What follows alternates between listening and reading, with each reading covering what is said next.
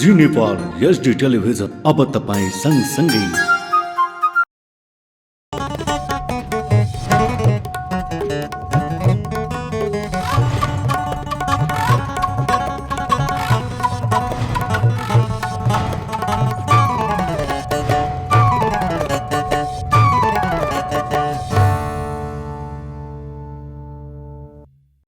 नमस्कार, जी नेपाल न्यूजमा यहाँलाई स्वागत छ।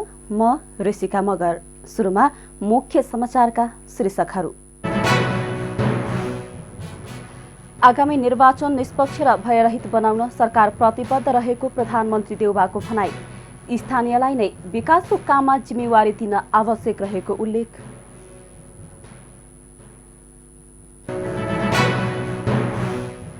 अबको निर्वाचनमा कुनै पनि दलले एमालेसँग प्रतिस्पर्धा गर्न नसक्ने नेकपा एमालेका अध्यक्ष ओलीको दावी। प्रचण्डलाई सपार्न आफूले अनेकौं प्रयास गरेको तर्क।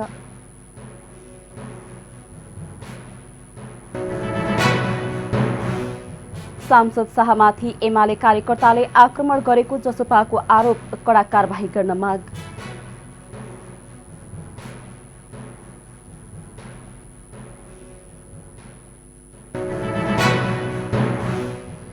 रुसद्वारा युक्रेनमा पहिलो चरणको युद्ध सकिएको घोषणा, अब पूर्वी क्षेत्र डोनबासमा केन्द्रित हुने।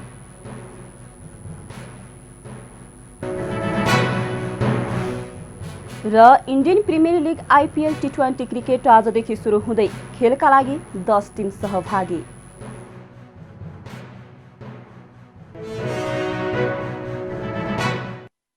प्रधानमन्त्री शेरबहादुर देउवाले आगामी निर्वाचन निष्पक्ष र भयरहित बनाउन सरकार प्रतिबद्ध रहेको बताउनु भएको छ।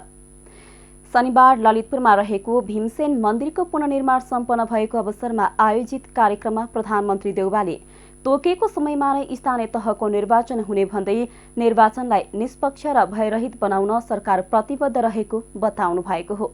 उहाँले निर्वाचनको आवश्यक पूर्व तयारी गरिरहेको पनि जानकारी दिनुभयो। त्यस्तै उहाँले स्थानीयहरूलाई नै विकास निर्माणको जिम्मेवारी दिँदा छिटो तथा गुणस्तरीय ढंगबाट सम्पन्न भएको भन्दै स्थानीयलाई नै विकासको काममा जिम्मेवारी दिन आवश्यक रहेको उल्लेख गर्नुभयो।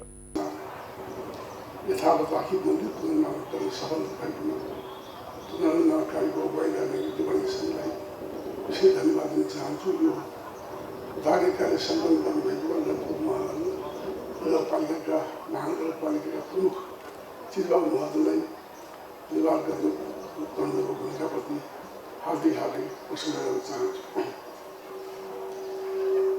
ललितपुर महानगरपालिकाले मुक्त सम्पदा संरक्षणमा गरेको प्रयास प्रशंसनीय छ। पाँच दरबार क्षेत्र र महानगरपालिकाका अन्य कुरामा पुनर्निर्माण भइरहेको अन्य मठ, मन्दिर, देवालय, विश्वविद्यालय यसका दोनों उदाहरण हुन्। झन्डै 40 वर्षदेखि हराएर गतिशील लक्ष्मीनारायणको मूर्ति फिर्ता ल्याउनु बलियो सोचे घेरा तोडेर चोरिएको सुनाकोट स्थित बालकुमारको मूर्तिलाई फिर्ता आउने गरेको अनवरत प्रयास आदि सम्पदा संरक्षण स्थितिका अन्तर्गतका पालिकाहरूले गरेको काम प्रशंसनीय छन्।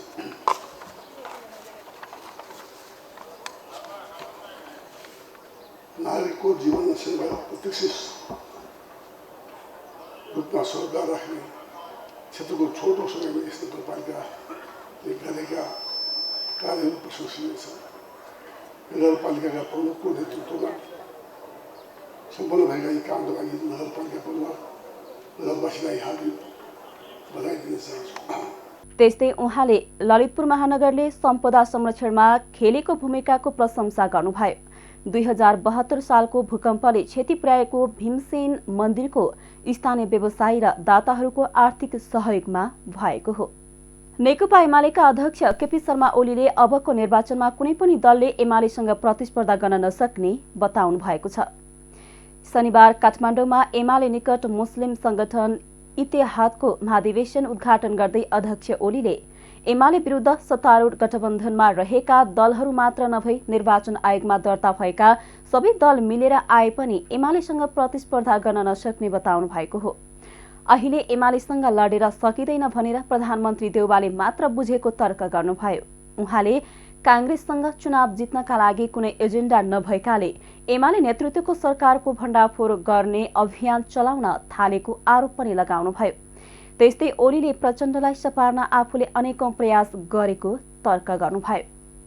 ड्रामका ड्राम पानी खर्च भयो, डल्लाका डल्ला साबुन खर्च भयो, धुँदा धुँदा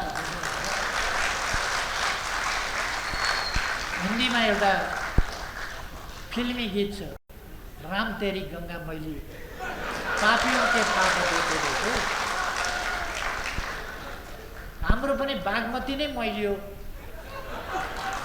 माओवादीलाई पखाल्दा पखाल्दा साबुन सही बुझे शेरबहादुरजीले सही बुझे, आधा सही बुझे। एक्लै एमालेसँग लड्न सकिँदैन भन्ने बुझे, आधा के बाँकी रह्यो भने सबै मिलेर पनि एमालेसँग लड्न सकिँदैन भन्ने चाहिँ बुझेन। त्यति चाहिँ बाँकी एक्लै त सकिँदैन, सबै मिले पनि सकिँदैन। 5 वटाले पुग्दैन भने दर्ता भएका जति सबै दल साथै लिएर गए पनि आगामी निर्वाचनमा अस्वस्थ प्रतिस्पर्धा नगर्न ओलीले निर्देशन पनि दिनुभयो। नेकपा एकीकृत समाजवादीका सम्मानित नेता झलनाथ खनालले आगामी निर्वाचनमा एमालेले निकै ठूलो हार बेहोर्ने दावी गर्नुभएको छ। समाजवादी प्रेस संगठन नेपालको बैठकलाई सम्बोधन गर्दै खनालले एमालेले 2/3 नभई त्यसको उल्टो 2-3 सिट जित्ने दावी गर्नुभएको हो।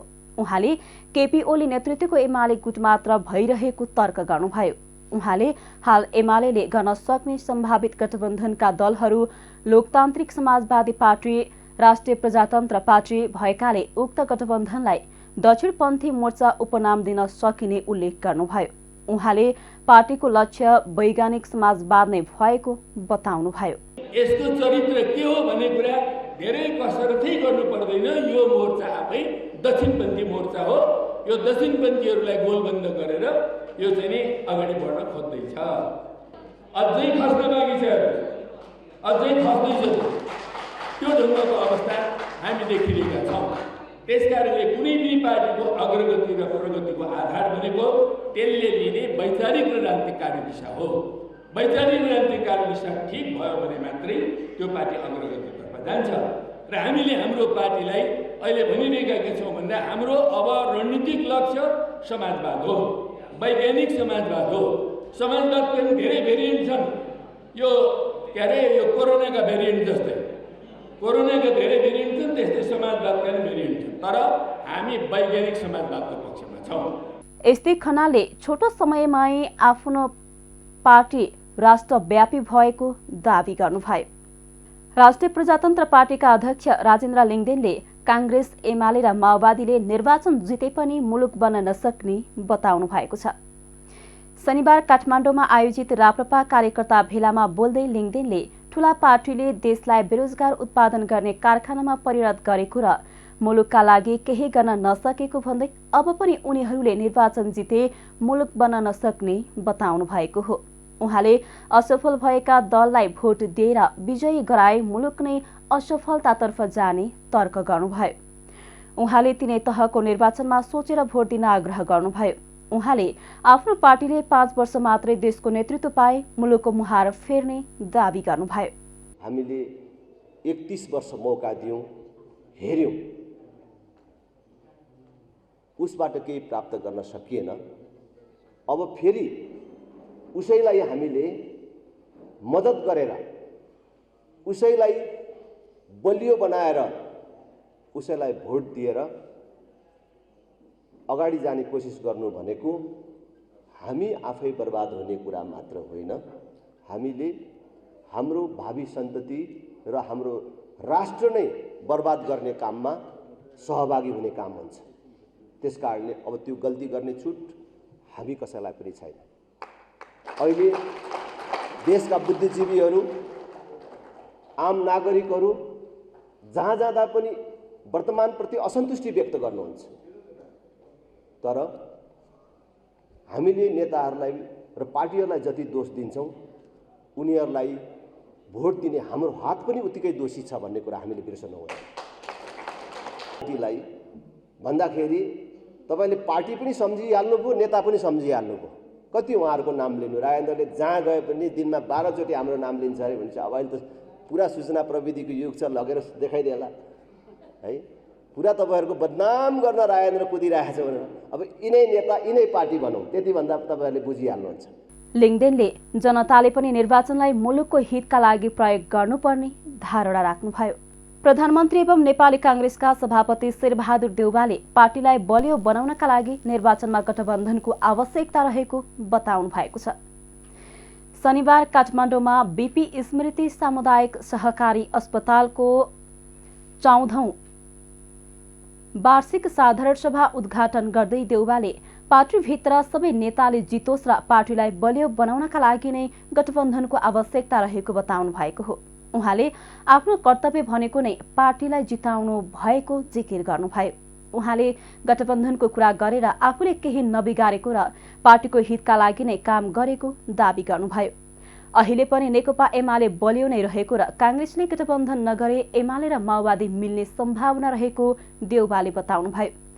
बीपी र सुवर्ण शमशेरदेखि नै पार्टीभित्र गुट रहेको भन्दै उहाँले तत्काल पार्टीको गुट अन्त्य हुन नसक्ने तर्क गर्नुभयो। त्यस्तै उहाँले संसद विघटन गर्दा नै आफू चुनावको पक्षमा रहे पनि संसद पुनर्स्थापनापछि सबैको सहयोगमा प्रधानमन्त्री बन्नु गलत नभएको बताउनुभयो। उहाँले पार्टीलाई कमजोर बनाउन नहुने सुझावलाई सकारात्मक रूपमा लिएको उल्लेख गर्नुभयो। प्रधानमन्त्री देउवाले मुलुकको व्यापार घाटा आफ्नो कारणले नभएको र एमसीसीका कारण व्यापार घाटा कम हुने दावी गर्नुभयो। कर्मचारी डलर थर्के मान्थ्यो, पुलिस डलर थर्के मान्थ्यो, प्रेस थर्के मान्थ्यो, सेल्फ सेन्सरसिप फेरि उसले पकड्थ्यो भनेर हेरेर सेल्फ लागेको थियो कस्तो अवस्था। त्यस कारण चाहिँ वास्तवमा त चुनाव लड्नु संसद विघटन गर्दाखेरि चुनाव लड्नु भन्ने पक्षमा थिएँ। म त चुनाव पक्षमा थिएँ, तर अदालतले चाहिँ यो हामीले बनाएको संविधान अनुसार चाहिँ फिर्ता गरिदियो। फिर्ता गरेपछि चाहिँ फिर्ता गरिसकेपछि के भयो भनेदेखिलाई चाहिँ सबैले सहयोग प्रधानमन्त्री बनिहाले मैले। त्यही मेरो गल्ती थियो भने भन्नुहोस्, प्रधानमन्त्री बोल्नु गल्ती हो भने भन्नुहोस्। प्रधानमन्त्री बनाउने साथ केटाउ भन्ने मैले अहिले आएर त्यो मिल्छ कुरा मैले। उहाँको चिन्ता सेनाको चिन्ता सबैको चिन्ता के हो भने पार्टी कमजोर नहोस्, बलियो होस् भन्ने चिन्ता होला। धन्यवाद, राम्रो कुरा हो। यस कारण चाहिँ पार्टीलाई बलि बनाउने पनि हो। स्थानीय तहमा स्थानीय तहको चुनावमा कहाँ सहिलो चाहिँ सही हेर्नुहोस्, के अरे सहमति आउनु सहिलो चाहिँ छैन। सबै कुरा मैले बुझिरहेको छु। यो स्थानीय तहको चुनाव अगाडि आइहाल्यो। स्थानीय तहको चुनाव पनि टाका सकेसम्म गर्ने भनिरहेको छु। कति ठाउँमा प्रचण्ड जित्नु भएको छ, कति ठाउँमा माधुरी बालले माधुका मान्छे जित्या छ, कति ठाउँमा हाम्रो पनि जित्या छ। स्थानीय तहमै हाम्रोभन्दा बढी अर्को जित्या छ। के गर्ने? कार्यक्रममा कांग्रेस नेता शेखर कोइरालाले कांग्रेसको आफ्नै विचार र सिद्धान्तले निर्वाचनमा जानुपर्ने बताउनुभयो। गठबन्धनका कारण कांग्रेसको अवस्थामा भारतीय कांग्रेसकै जस्तो हुन्छ कि भन्ने आशंका पैदा भएको उहाँको भनाइ छ। जिम्मेवार ढङ्गले अगाडि बढाएर लग्न मेरो विनम्र आग्रह छ। एकातिर गठबन्धन गरेर हामी जाने, तर नेपाली कांग्रेसका कार्यकर्ताहरूसित चाहिने मेलमिलाप नहुने, जिल्ला जिल्लामा नहुने, क्षेत्र क्षेत्रमा नहुने, प्रदेश प्रदेशमा नहुने हो भने जतिसुकै हामीहरूले गठबन्धन गर्यौँ भने पनि त्यो गठबन्धनको कुनै औचित्य हुँदैन। गठबन्धन कसरी गर्ने, के गर्ने भन्ने कुरा नेपाली कांग्रेसभित्र केन्द्रीय समितिमा छलफल हुँदैछ। कसरी जाने हाम्रो हिजोदेखि छलफल चलिरहेको छ। त्यो छलफलले एउटा निचोड निकाल्छ। त्यो निचोडले हामी अगाडि बढ्छौँ। त्यसमा तपाईहरु ढुक्क हुनुहोस्। र यसचोटि स्थानीय निर्वाचन मात्रै होइन, प्रदेश र केन्द्रको निर्वाचन पनि हामीहरूले जित्न जरुरी छ। गत निर्वाचनमा एमाले र माओवादी एक ठाउँमा उभिए, त्यो चिन्ता हामीहरूलाई छ। कार्यक्रममा काङ्ग्रेसका अन्य नेताहरूले पार्टीभित्रको गुट उपगुट अन्त्य गर्दै पार्टीलाई बलियो बनाउनु पर्ने धारणा राखेका थिए। नेपाली काङ्ग्रेसका महामन्त्री विश्वप्रकाश शर्माले हरियो रङको मतपत्रबाट तर्सिनेहरू निर्वाचनको परिणामबाट पनि तर्सिने दावी गर्नुभएको छ। शनिबार काठमाडौँमा आयोजित एक कार्यक्रममा शर्माले आफूलाई बलियो भन्ने नेकपा एमाले मतपत्रको रङबाट तर्सिएको भन्दै अब निर्वाचनको परिणामबाट पनि तर्सिने अवस्था आउने दावी गर्नुभएको हो। महामन्त्री शर्माले केपी ओली नेतृत्वको सरकारले गरेको विकासलाई डाइनासोर विकासको संज्ञा दिनुभयो। ठूलो ठूलो विकासको कुरा गरेर काम नगर्ने पार्टी एमाले भएको उहाँको भनाइ छ। उहाँले आगामी निर्वाचनमा तालमेल गर्ने अधिकार मातहतका समितिलाई दिनुपर्ने र यस विषयमा केन्द्रीय कमिटिले आवश्यक निर्णय गर्ने बताउनुभयो। कि नेपाली काङ्ग्रेस पार्टीले हामी कमजोर छौँ त्यसकारण मिलेर जाने भन्ने होइन। अहिले हामीले मिलेको भनेको केपी ओलीजी एकदम बलियो हुनुहुन्छ अनि उहाँलाई हराउनलाई मिल्ने भन्ने होइन। कमरेड केपी ओलीजी पनि भ्रमबाट मुक्त हुनुभएको हुन्छ। उहाँले टेलिभिजनमा बोलेको हेर्नुभयो, आऊ अरू भन्छन् एक्लै हो, हामी त्यसरी भन्छ आऊ आऊ। कमरेड केपी ओलीले यसो गर्नु, मेरै जिल्लावासी हुनुहुन्छ, तपाईँहरूलाई लाग्ला झापाको मान्छे कस्तो होला भन्ने लाग्ला, म छेपामाछा नै गरौँ, तर आऊ आऊ यसरी गर्ने काम बलियोले गर्दैन। गाउँमा हेर्नु न, एकदम जो बलियो छ नि चोकमा उभिएर बसेको छ, अर्को मान्छे परैबाट डराएर परैबाट हिँड्ला, तर बलियोले आऊ आऊ गर्दैन। तर अलिक डरपोक जो छ, दुब्लो दुब्लो छ, त्यसले भाग्ने छेउमा यसो बाटो हेरिराखेर के गर्छन्, आऊ आऊ आइज त भन्छ, यता हेर्दै गरेर हुन्छ, भाग्ने ठाउँ आइहाल्यो भने कुदिहाल्ने। माइक टाइसनले यसो गर्दैन। संसारमा बलिया बलिया भनिएका देश हाम्रो मित्र राष्ट्र चीनले कहिले आऊ गर्छ, अमेरिकाले आऊ आऊ गर्छ। त्यसैले के हो भने भन्दै गर्दा टेलिभिजनमा आऊ आऊ हामी त्यसरी भन्छौँ भन्ने केपी ओली निर्वाचन आयोगले मतपत्रको रङ हरियो हुनेछ भन्ने बित्तिकै तुरुन्तै तर्सेर हरियो किन? ए बाबु अस्ति त आऊ आऊ भन्ने हरियो रङ देख्ने बित्तिकै तर्सिने। शर्माले आगामी निर्वाचनमा काङ्ग्रेस सही विचार र दृष्टिकोणसहित जनतामा जाने र देशको ठूलो र बहुमतको पार्टी बन्ने धारणा राख्नुभयो। काठमाडौँ क्षेत्र नम्बर 8 स्थानीय पूर्वाधार विकास साझेदारी कार्यक्रम अन्तर्गत काठमाडौँको छाउनीमा भूकम्प स्मृति पार्क निर्माण भएको छ। काठमाडौँ महानगरपालिका ओडा नम्बर 15 स्थित छाउनीमा निर्माण गरिएको पार्क र 2072 सालको भूकम्पमा परि मृत्यु हुनेहरूको सम्झनामा निर्माण भएको भूकम्प स्मृति स्तम्भको प्रतिनिधि सभा सदस्य जीवनराम श्रेष्ठले उद्घाटन गर्नुभयो। भूकम्प लगायतका प्राकृतिक प्रकोपको समयमा समुदायको लागि खुल्ला पार्कको आवश्यकतालाई मनन गर्दै पार्क निर्माण गरेको श्रेष्ठले बताउनुभयो। उहाँले प्राकृतिक प्रकोपबाट बच्न खुल्ला स्थानको आवश्यकता रहेको पनि धारणा राख्नुभयो। को दौरानमा काठमाडौँमा भन्ने हो भने सबैभन्दा बढी मानवीय क्षति भएको घुङ्गाबुङ हो र त्यसपछि दोस्रो क्षति भएको यो 15 वडा हो। यो तपाईहरुलाई कतिको चाहिँ नि हेक्का छ मानवीय क्षति भएको। त्यस कारणले हामीले सोच्यौं कि अब हामीसँग जे उपलब्ध छ यहाँको चाहिँ नि स्थानीय जनसमुदाय वडा मिलेर जुन संरक्षण गरेको यो चाहिँ नि ठाउँ छ, यही ठाउँमा भए पनि कम से कम हामीले सानै भए पनि एउटा राम्रो काम सुरु गरौँ भनेर यो पार्क चाहिँ स्थापना गर्ने जमर्को गर्यौं र सांसदहरूलाई जुन चाहिँ नि दिने बजेट छ त्यो पूर्वाधार विकासको बजेटबाट यहाँ विनियोजन गरेर यो पार्क बनाउने काम चाहिँ भयो।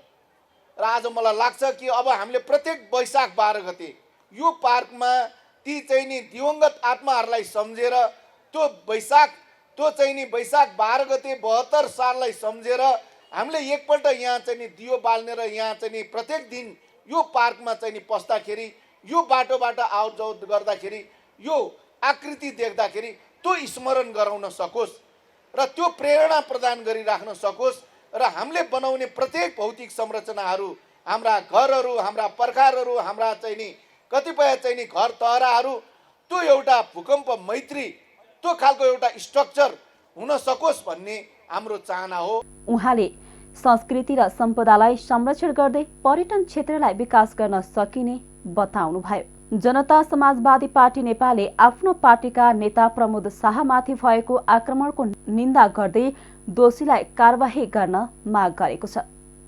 आज बिहान सर्लाही ईश्वरपुर नगरपालिका बैलबास बजारमा बाटो निर्माणको सम्बन्धमा भएको विवादमा सांसद शाहमाथि आक्रमण भएको थियो। आक्रमणमा परि उनी घाइते भएका छन्। जसपाले आज एक विज्ञप्ति जारी गरी एमालेका कार्यकर्ताहरूले पार्टीका केन्द्रीय सदस्य एवं संसदीय दलका प्रमुख सचेतक प्रमोद शाहलाई सांघातिक हमला गरी गम्भीर घाइते बनाएको आरोप लगाएको छ। पार्टी कामको सिलसिलामा गृह जिल्ला पुगेका शाहमाथि सुनियोजित ढंगबाट आक्रमण गरी घटना गराएको र त्यसबाट शाह लगायत अन्य नेता तथा कार्यकर्ता घाइते भएको जसपाले दावी गरेको छ। विज्ञप्तिमा भनेको छ, एमालेले यस्ता घृणित र आपराधिक क्रियाकलाप बन्द नगरे यसबाट उत्पन्न हुने परिणामको जिम्मेवार स्वयं एमाले हुनेछ। घटनाका दोषीमाथि कडाभन्दा कडा कारबाही गर्न तथा शान्ति सुरक्षाको प्रत्याभूति हुने गरी काम गर्न जसपाले माग गरेको छ। साथै उनीहरूको स्वास्थ्य उपचारको व्यवस्था मिलाउन पनि माग गरेको छ। अब रिपोर्टको पालो। काठमाडौँको भिरकुटी मण्डपमा 5औं medical health care and laboratory प्रदर्शनी आजदेखि सकिएको छ। आयोजकका अनुसार सन् 2020मा नै आयोजना हुने भनेको यो एक्सपो कोभिड-19 महामारीको कारण अहिलेको मितिमा सरेको हो। मेलामा Nepal medical health care supply chain show, Nepal lab expo, Nepal फर्म्याक रहेका थिए। भारतबाट उत्पादक र निर्यातकर्ताको एक्सपोमा उल्लेख्य उपस्थित रहेको थियो। एक रिपोर्ट। काठमाडौँको भिरकुटी मण्डपमा 5औं medical health care and laboratory प्रदर्शनी आजदेखि सकिएको छ। चैत 10, 11 र 12 गतेसम्म प्रदर्शनी गरिएको हो। Nepal medical so, ST promo, chemical and chemical suppliers association of नेपालको आयोजनामा गरिएको सोमा भारतको इपिसी इन्डिया समेत सह आयोजक रहेको थियो। मेलामा Nepal medical health care supply chain show, Nepal lab expo, Nepal कम्प्र्याक रहेका थिए। भारतबाट उत्पादक र निर्यातकर्ताहरूको एक्सपोमा उल्लेख्य उपस्थिति रहेको थियो।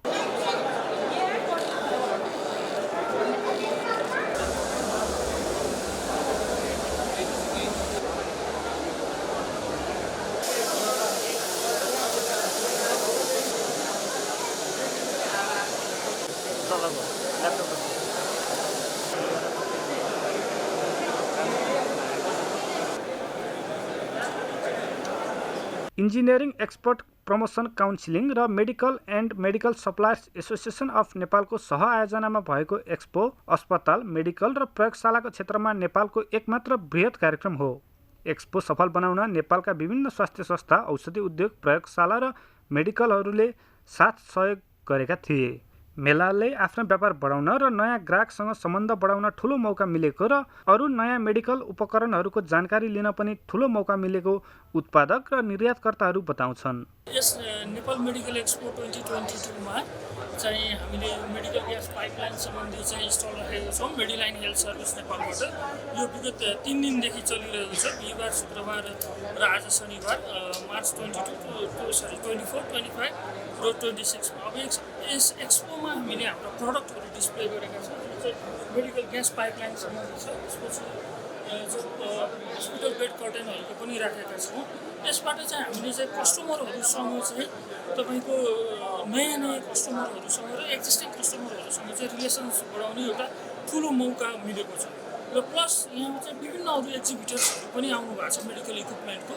त्यो उहाँहरूसँग चाहिँ हामीले उहाँहरूको नयाँ प्रडक्ट के चाहिँ गुड्सहरू आइरहेछ त्यो पनि जान्ने मौका पाइरहेछ र यसले चाहिँ सप्लाई साइड र डिमान्ड साइड दुइटैलाई चाहिँ हामीले चाहिँ सहयोग गरिरहेछ र हाम्रो व्यवसाय प्रवर्धनमा चाहिँ ठुलो टेवा पुगेको छ यस एक्जिबिसनले। Hi, I am Selja from Kolkata. So I am attending this expo from India, and I met several people over here, and it has increased my business only. Yesterday itself I have got 4 to 5 contacts which they have asked me to attend their place, and so definitely this is a very big opportunity for me and I am feeling very good about it. It was a very wonderful decision to attend this meeting. Founder of global meeting यो medical expo अहिले 2022 मा हामी participate गर्छौँ। हामी last year 3 इयर्सदेखि हामी participate गर्छौँ। अनि हामीले यो एक्जिबिसनमा त हामी चाहिँ के छ भने मेडिकल इक्विपमेन्ट हाम्रो अहिले जुन चाहिँ मेडिकल इन्डस्ट्रीमा नयाँ अपडेटेडहरू, मेडिकल डिभाइसहरू हामी लन्चिङदेखि लिएर नयाँ इनोभेसन के भइरहेछ भने हामी पुरा अपडेट गर्दैछौँ। अनि यसबाट पनि हामीले युजली हाम्रो मेडिकल डिभाइसहरूमा जति पनि अहिले चेन्जेसहरू आएका छन्, टेक्नोलोजीहरू चेन्ज भएको छन्, त्यसमा चाहिँ हामी कसरी नयाँ अपडेट गर्न सक्छौँ भन्ने कुरा चाहिँ हामी देखाएको छौँ। लाइक हामीले आइसियु, ओटीदेखि लिएर रेडियोलोजीमा नयाँ नयाँ डिभाइसहरू, टेक्नोलोजीहरू आएका छन्। यसमा चाहिँ हामीले चाहिँ सबै यो एक्जिबिसन मार्फत हामी सबैले चाहिँ देखाएका छौँ। मेलामा 170 स्टल राखिएका थिए, जसमा भारतीय र नेपाली स्टलको बाहुल्यता रहेको थियो। आयोजकका अनुसार सन् 2020मा नै आयोजना हुने भनिएको यो एक्सपो कोभिड-19को महामारीको कारणले अहिलेको मितिमा सरेको हो। एक्सपोले नेपालको स्वास्थ्य संस्था र प्रयोगशालाहरूलाई अहिलेको उन्नत अवसरहरू प्रदान गर्दै उनीहरूका आवश्यकताहरू पूरा गर्ने लक्ष्य लिएको छ।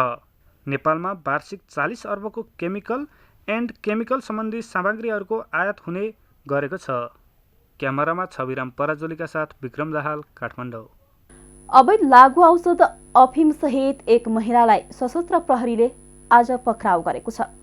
पक्राउ पर्नेमा बारा जितपुर सिमारा उपमहानगरपालिका 7 का 40 वर्षीय रीनादेवी राम रहेको सशस्त्र प्रहरी बल 13 नम्बर गढले जनाएको छ। प्राप्त सूचनाका आधारमा बेरीगञ्ज महानगरपालिका 5 भेडियाहीबाट अवैध रूपमा लुकेछिपी भारततर्फ लैजाँदै गरेको अवस्थामा ती महिलालाई 3 किलोग्राम अफिम सहित पक्राउ गरेको गढका प्रमुख सशस्त्र प्रहरी उपरीक्षक तेज प्रसाद पोखरेलले जानकारी दिए। पक्राउ परेका महिलालाई आवश्यक कानुनी कारबाहीका लागि जिल्ला प्रहरी कार्यालय पर्सामा बुझाएको पनि उनले जानकारी दिए।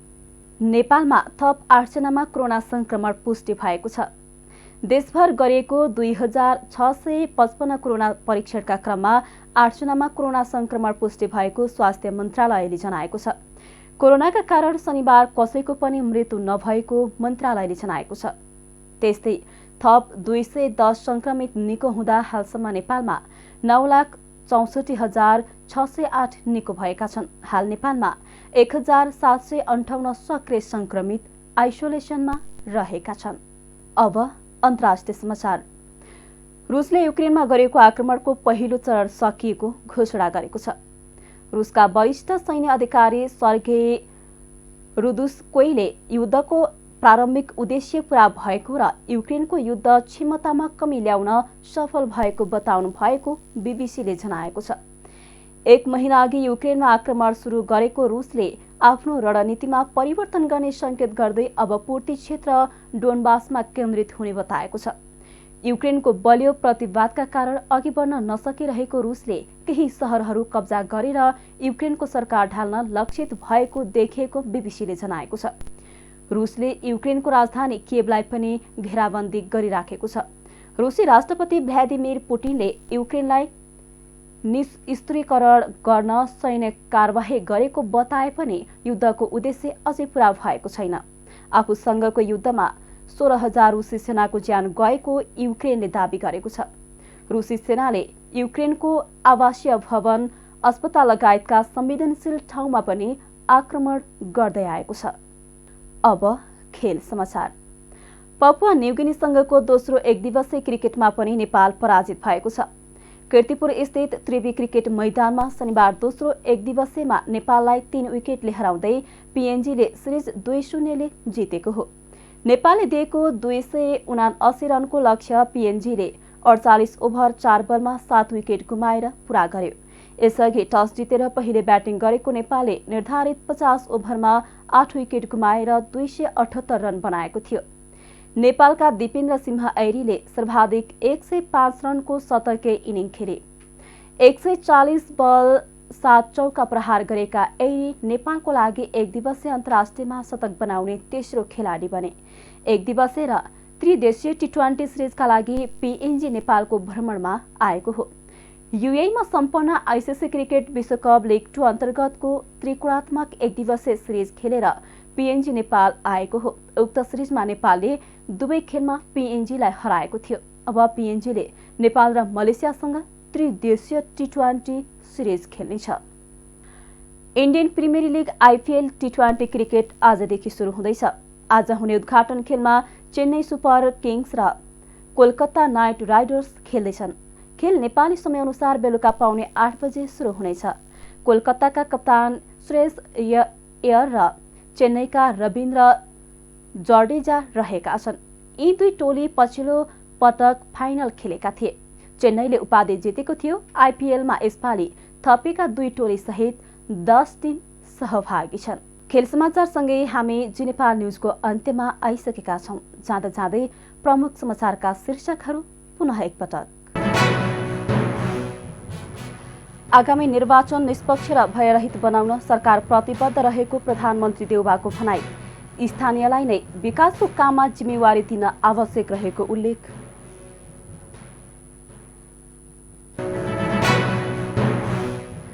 अबको निर्वाचनमा कुनै पनि दलले एमालेसँग प्रतिस्पर्धा गर्न नसक्ने नेकपा एमालेका अध्यक्ष ओलीको दावी। प्रचण्डलाई सपार्न आफूले अनेकौं प्रयास गरेको तर्क।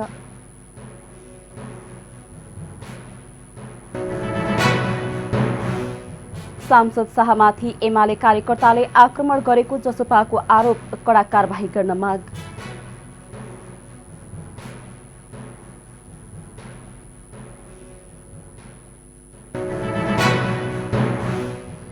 रुसद्वारा युक्रेनमा पहिलो चरणको युद्ध सकिएको घोषणा। अब पूर्वी क्षेत्र डोनबासमा केन्द्रित हुने।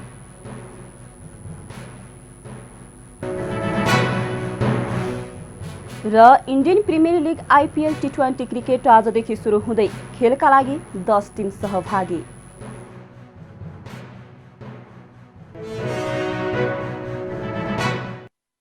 हौस् त अहिलेका लागि जी नेपाल एचडी यति नै। ताजा समाचार र मनोरञ्जनका लागि जी नेपाल एचडी टेलिभिजन हेर्दै गर्नुहोला। हौस् त, नमस्ते।